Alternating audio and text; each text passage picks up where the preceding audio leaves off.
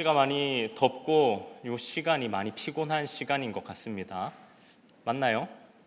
네, 맞죠. 네, 맞아요. 그래서 오늘 좀 피곤하고 습한 시간이지만 그래도 오늘 우리가 함께 나눈 이 말씀을 통하여서 또 성령님 내 마음을 만져주시고 또 우리에게 또 맡겨진 앞으로 일주일간의 삶을 또 귀한 성도로서 잘 살아 나가시는 그런 저와 여러분들 되시기를 축복합니다. 네, 시작합니다. 네. 자라가 준 구슬이라는 이 동화를 아시는 분 있으십니까? 그 내용을 보니 이렇답니다. 한 평범한 소년이 있었답니다. 너무 평범해서 사람들이 눈길조차 주지 않았다고 합니다. 그런데 이 소년이 자기 집 앞에 있는 이 우물 안에 있는 자라에게 매일매일 먹을 것을 꾸준히 가져다 주었더니 이 자라가 너무 고마워갖고 구슬을 하나 주더랍니다. 이 구슬을 받아다가 주머니에 넣어서 허리춤에 차고 밖에 나갔는데, 아니 이거 나가자마자 사람들이 막 나를 알아보면서 좋아해주고 사랑해주고 이뻐해줬다라는 거죠. 이 구슬을 가지고 다닐 때마다, 그리고 누구를 만나든지 어디로 가든지 간에 어떤 단체에서도 어떤 공동체에서도 누구를 만나든지 간에 나를 이뻐해주고 좋아해줬다라는 겁니다. 그러다가 그 구슬을 뺏겼는데 하여튼 말이 길어요. 이거 지금 다 설명할 수는 없으니까 어째서 뺏겼대요. 뺏겼는데 뺏기자마자 사람들이 다시 언제 그랬냐는 듯 너무 평범한 사람으로 돌아가고 다시 이 애한테 눈길도 주지 않았더라. 그런 동화입니다. 네. 근데 제가 이런 거 이렇게 보면서 문득 드는 생각이 이 주인공, 아니 이 구슬을 받고 이 구슬을 딱 가지고 있었더니 모든 사람의 호감을 받았던 이 주인공의 모습이 나랑 좀 비슷한 거예요. 그래가지고 이게 좀 약간 좀 밥맛일 것 같긴 한데, 제가 어디 가도 이 첫인상으로 좀 꿀린 적이 없긴 하고, 일단 한번 들어보십시오. 일단 한번 들어보세요. 제가 첫 설교할 때를 한번 잘 생각해 보니까 제 첫 설교 때도 딱 이랬어요. 얼마나 떨리겠습니까? 딱 성도들 앞에 딱 섰는데 너무 떨려가 하나님 내 죽을 것 같습니다 이러고 딱 봤는데 한 3분의 2가 이미 웃고 계세요. 이미 다 웃고 있더라고. 아무것도 안 했는데. 딱 그거 보니까 착각하는 거지. 날 좋아하나 이러면서 이제 좀 마음이 좀 편안해지고, 지금 오늘도 여전히 올라섰는데 이미 다 웃고 계시고 이러시더라고요. 실수를 하거나 내가 잘못을 하거나 이렇게 해도 당장에 저를 대본에 혼내기보다는 어떻게 저를 이해해주고 또 위로해주시는 그런 모습들이 굉장히 많았어요. 또 가는 곳마다 또 어쩜 그렇게 좋은 사람들을 많이 만나는지, 지금 제가 광안중앙교회 있지 않습니까? 광안중앙교회 좋은 사람들 또 이렇게 만나게 해주시고, 또 제 주위로 또 좋은 사람들이 막 몰리는 거예요. 그래서 이쯤 되면 진짜 나한테 뭔가 좀 이 자라의 구슬 같은 뭔가가 있는 거 아닌가, 내가 그걸 가지고 있어갖고 사람들이 이렇게 나한테 몰리고 나를 좋아해주고 나를 이뻐해주는 게 아닌가. 그래서 한번 생각을 해봤거든요. 진짜 진지하게. 진짜 있더라고요. 그게 뭔지 압니까? 여기 없어요. 있었으면 이제 이단이죠. 없어요. 이런 게 아니라, 어떤 보이는 것이 아니라, 어떤 물질이 아니라 짚어보니 이것이 부모의 신앙이더라라는 겁니다. 부모의 신앙이고, 부모의 신앙이겠습니까? 부모의 신앙과 그 전 세대의, 저의 전 세대의 신앙과 그들의 기도라는 것을 제가 깨닫게 되는 것이죠. 다음 세대를 위한 기도는 마땅히 성도가 해야 할 일이지 않습니까? 근데 그 먼저 된 세대가 선배로서 저보다 먼저 앞장서 가면서 그 길을 갔고, 그리고 그 과정 가운데 그들이 얼마나 힘들고 아프고 괴로운 순간들을 뒤따라가는 다음 세대가 다 목격하지 않습니까? 그럼에도 불구하고 넘어지지 않고 꿋꿋하게 그 자리를 지키고 있는 그 먼저 된 선배들의 모습을 보니 그들의 기도와 그들의 신앙으로 다음 세대가 잘 되는 겁니다. 다음 세대가 이쁨받게 되는 것이고, 그 후손이, 그 후대가 가는 곳마다 형통하게 되는 복을 그 전 세대를 통해서 제가 얻게 되었다라는 것을 깨닫게 되었다는 것이죠. 어떤 상황에서도 성도로서, 그리고 그 성도의 모습을 바로 지키기 위하여, 그리고 그 성도의 모습을 바로 세우기 위하여 애쓴 결과가 무엇이냐? 그것은 바로 다음 세대가 바로 서고 다음 세대가 형통하게 되는 것, 잘 되는 것이다 라는 것을 이제 이 자녀된 입장에서 깨닫게 되는 것입니다. 오늘 본문인 로마서가 이것을 아주 잘 보여주고 있는데요. 본문 12절에서 14절 우리가 함께 한번 읽어보도록 하겠습니다. 그러므로 형제들아 우리가 빚진 자로되 육신에게 져서 육신대로 살 것이 아니니라. 너희가 육신대로 살면 반드시 죽을 것이로되 영으로서 몸의 행실을 죽이면 살리니 무릇 하나님의 영으로 인도함을 받는 사람은 곧 하나님의 아들이라. 형제들아, 여기서 말하는 형제들아는 성도들아죠. 성도들아, 우리가 육체의 욕심을 따라 살아서는 안 된다. 그러니 몸의 행실을 우리는 죽여야 하고 오직 하나님의 영으로 인도함을 받자. 이게 성도의 모습이다라고 로마서가 말을 합니다. 그런데 이게 쉽지 않지 않습니까? 우리가 육체의 것을 절제하고 산다는 것이 굉장히 어려운 일입니다. 육체의 정욕을 이길 힘이 우리에게는 없습니다. 그래서 우리는 성도가 됨으로 인해서 굳이 받지 않아도 될 그 고통, 고난을 감내하며 살아가야 하는 것입니다. 굳이 안 받아도 될, 내가 하나님을 믿지 않는다면, 내가 성도가 아니라면 안 받아도 될 그 고난과 고통을 우리가 굳이 사서 받고 있다라는 거죠. 성도는 하나님의 영을 따르는 사람이라며, 그러면 하나님의 자녀가 된다며, 하나님이 내 아버지가 되시는데 왜 그 하나님의 자녀된 우리의 삶이 더 피곤한가, 더 지겹고 힘든가 이렇게 생각할지는 모르겠지만 재밌는 건 오늘 본문에서 이러한 모습이 지극히 정상이다라고 말을 하고 있기 때문입니다. 본문 17절에 보니까 이렇게 기록합니다. 자녀이면 또한 상속자, 곧 하나님의 상속자요 그리스도와 함께한 상속자니 우리가 그와 함께 영광을 받기 위하여 고난도 함께 받아야 할 것이니라. 우리가 하나님의 자녀라면 삼위 하나님의 상속자가 된다.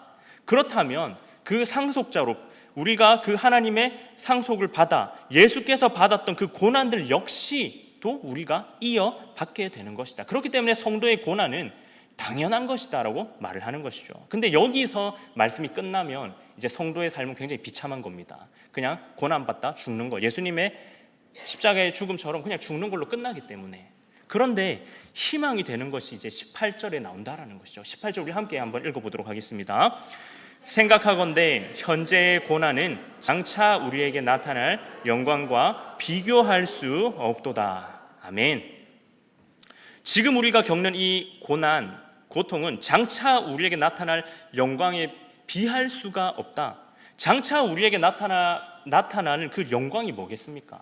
바로 우리의 다음 세대, 우리의 후손이지 않습니까? 자녀의 복, 자녀가 잘됨, 내 이후에 내 자녀와 그 후손들의 삶이 하나님 안에서 평안하고 평탄하고 사랑받고 풍성한 하나님의 사랑을 누리며 사는 것이야말로 우리가 지금까지 겪었던 모든 고난, 그것을 보면 다 풀어지지 않겠습니까? 그들이, 우리의 다음 세대가 신앙의 선배들의 모습을 따라서 그 신앙의 모습대로 살아가는 것, 그것이 우리에게 그 고난을 잊을 만큼의 큰 영광의 모습이 될 줄로 믿습니다. 그렇기 때문에 우리가 자녀가 잘 되기를 소망하십니까? 자녀가 어딜 가든지 사랑받고 인정받고 하나님의 권능을 받아 능력의 자녀들이 되시기를 원하십니까? 그러면 먼저 된 세대, 지금 우리가 성도로서 바로 서 있는가를 점검해야 합니다. 특별히 오늘 이 바로 성도로서 바로 자리를 지키고 있느냐를 이제 바로 서다라는 이 표현을 가지고 함께 말씀을 나누어 보도록 하겠습니다. 왜냐하면 이 성경에 보면 서다라는 표현이 자주 등장하는데요. 이 서다, 성경 안에서의 서다라는 표현은 그냥 단순히 서 있다라는 것을만을 의미하는 것이 아니라 마땅히 해야 할 본분 그리고 성실함을 의미할 때에 이 서다라는 표현을 쓰기 때문입니다. 오늘 이 말씀을 통하여서 세 가지 바로 서는 모습을 제가 제시를 하려고 합니다. 먼저 첫 번째 모습은 그리스도인으로서 바로 서라입니다. 이는 예수님과 베드로의 첫 만남의 모습에서 그 의미를 조금 더 알 수 있는데요. 마태복음 4장 18절 19절입니다. 우리 함께 말씀 띄워주시면 함께 읽어보도록 하겠습니다. 갈릴리 해변에 다니시다가 두 형제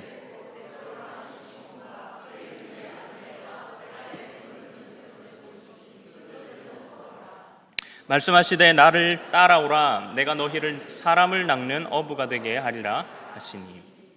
아멘. 예수님께서 제자들을 부르셨던, 베드로를 불렀던 아주 익숙한 본문이죠. 나를 따라오라 내가 너희를 사람을 낚는 어부가 되게 하리라. 그런데 지금 이 번역은요, 의역입니다. 그렇기 때문에 헬라어 원문을 그대로 직역하면 어떻게 번역이 되냐면 너희는 내 뒤에 서라 라고 번역이 됩니다. 무엇을 의미합니까? 지금부터 내가 가는 이 길 뒤에 너희가 서서 내 뒤에 서서 나를 따라오라 라는 말이 되는 거죠. 모든 문제는 내가 예수님을 앞질러 갈 때 생깁니다. 지금 제자를 부르시지 않습니까? 제자를 부르는 모든 모습에 있어서의 구조를 보여주시는 거예요. 맨 앞에 예수님이 가시고 그 뒤에 따라 선다. 근데 단순히 서는 게 아니라 아까 선다 했을 때 그것은 본질 그리고 본분을 의미한다 했죠. 제자로서 그 마땅히 행해야 할 일들을 마땅히 행하며 성실하게 예수님의 뒤를 따르라.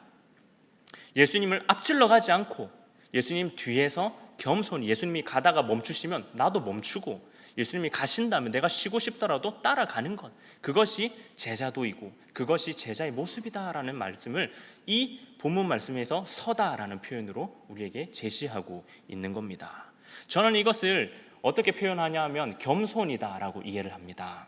내가 할 수 있는 능력이 있음에도 불구하고 하지 않는 것, 하나님의 영광을 위해서 내가 참는 것, 그것이 겸손이다라는 거죠.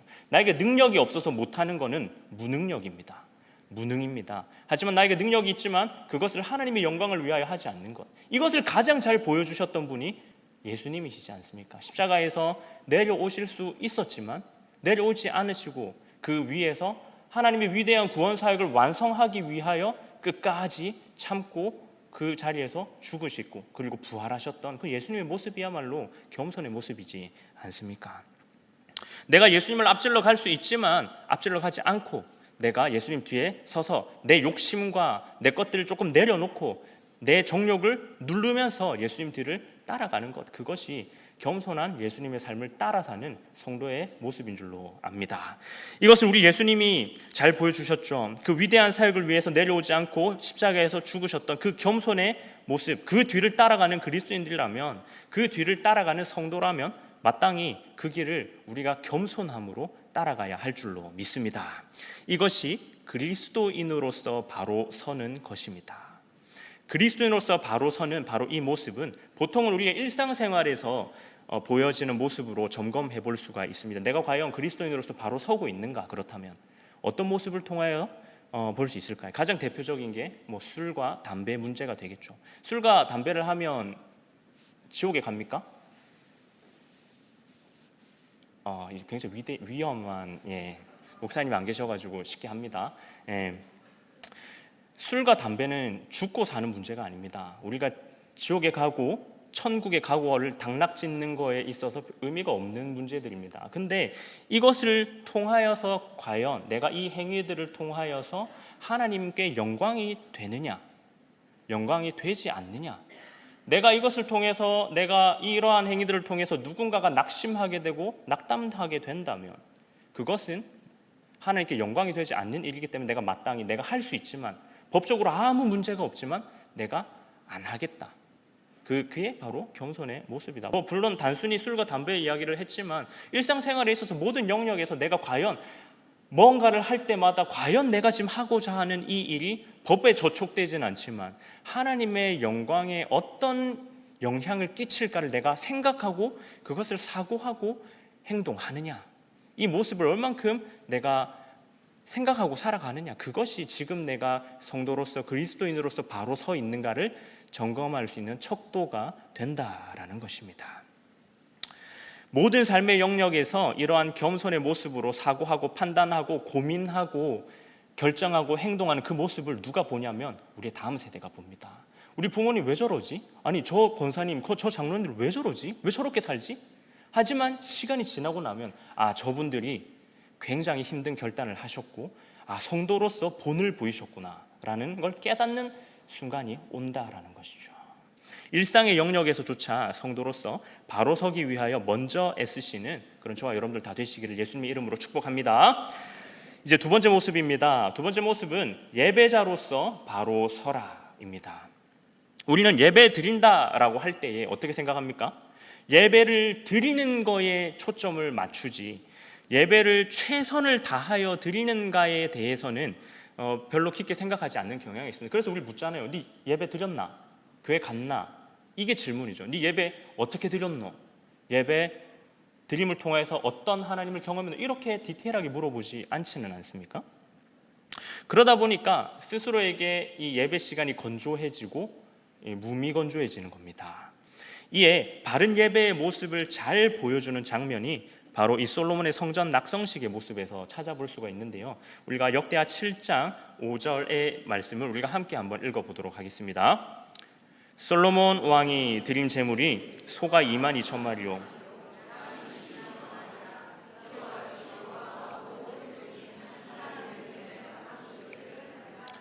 아멘. 이제 자기 아버지도 하지 못했던 그 성전을 솔로몬이 완성합니다. 그래서 그 성전을 하나님께 올려드리는 봉헌 예배를 드리는 거죠. 성전 봉헌 예배를 며칠 드리냐면 일주일 드립니다. 일주일을 드리는데 지금 오늘 읽었던 이 5절에 나오는 내용으로 봤을 때 드려지는 제물이 몇 마리라고 합니까? 소가 22,000마리, 양이 12만 마리입니다. 합치면 14만 2천 마리죠. 근데 이 예배, 이때의 예배가 지금처럼 드려지는 이렇게 약소하게 드리는 예배가 아니다라는 거죠. 그래서 제물을 바쳐서 하나님께 드리는 제사의 모습이었기 때문에 우리가 이걸 한번 계산을 해보자 이겁니다. 제사 한 번에 1시간 정도 걸린다 치고요. 14만 2천 마리를 일주일 동안 잡아야 되지 않습니까? 그럼 하루에 평균 몇 마리 잡아야 될까요?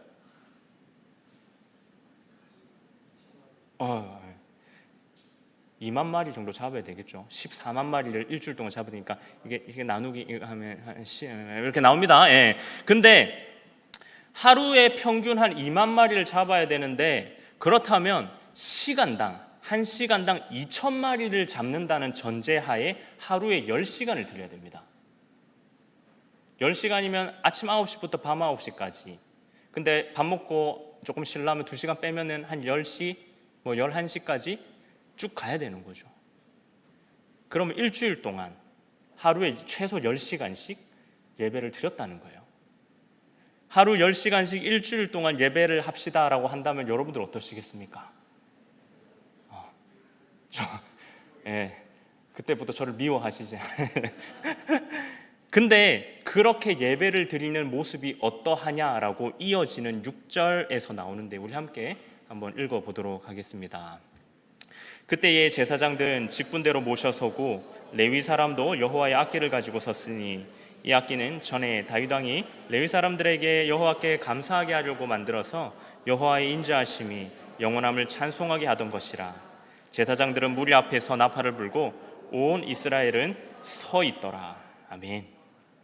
앞에서 모든 직분자들이 나와서 또 예배 인도자들이 나와서 온 이스라엘과 왕과 더불어 예배를 드립니다.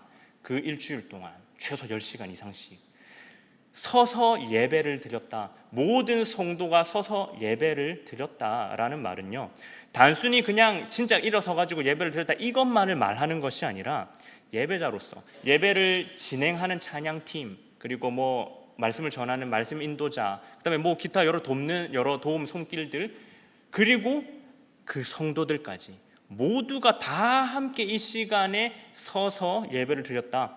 모두가 이 예배에 참여하고 있었다. 한 사람도 구경하는 사람 없이 참여하여 예배에 예배자로서 참석하였다라는 말을 지금 본문이 우리에게 하고 있는 겁니다.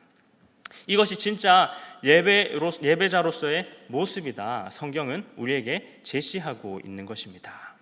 그렇기에 우리가 예배자로 바로 서기 위해서라면 우리가 오늘 드렸던 이 예배의 모습들, 우리가 평소에 드리고 있는 예배의 모습, 그 가운데 나의 태도들을 점검해 봐야 합니다. 그런데 이것을 점검하는 방법은 생각보다 쉽습니다. 서라 할 때 섰는가? 찬양 부르자 할 때 불렀는가? 박수 치자 할 때 박수 쳤는가? 옆에 보고 샬롬 할 때 같이 샬롬 했는가? 이것이 내가 지금 이 예배에 어떤 마음으로 참여하고 있는가가 나오는데 마음 상태를 점검할 수 있다라는 것이죠. 그 모든 것들이 요소들만 보면 되게 불필요해 보이고 필요 없어 보이고 의미가 없어 보이지만 그 작은 요소들 하나하나까지 성도의 교제 안에 들어가면서 이 예배 안에 내가 지금 구경학군으로 앉아 있는 것이 아니라 정말 내가 참여하고 있다라는 것을 성경이 우리에게 말해주고 있는 것입니다.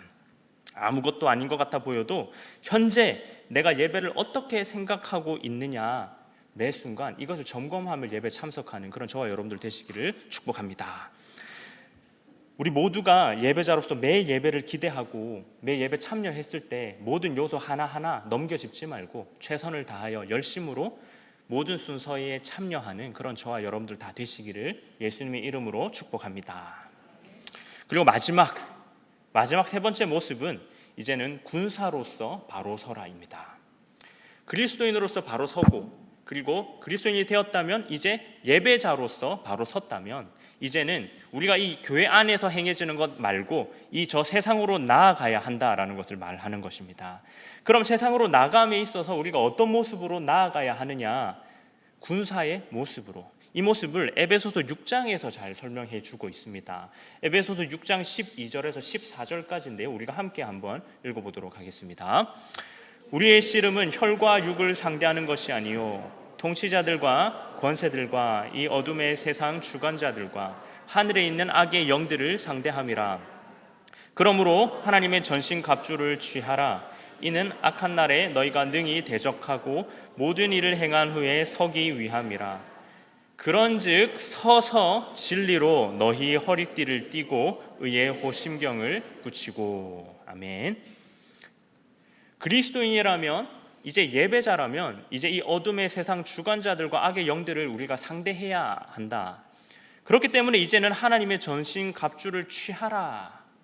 왜냐하면 너희가 이 모든 일을 행한 후에 바로 서기 위함이다. 이것을 위하여 너희는 서서 이 하나님의 전신 갑주를 취하라라고 말을 하고 있습니다. 제가 군에서 이 GOP 철책 근무를 할 때에 8시간이 조금 넘는 시간 동안 단 한 번도 앉지 못했습니다.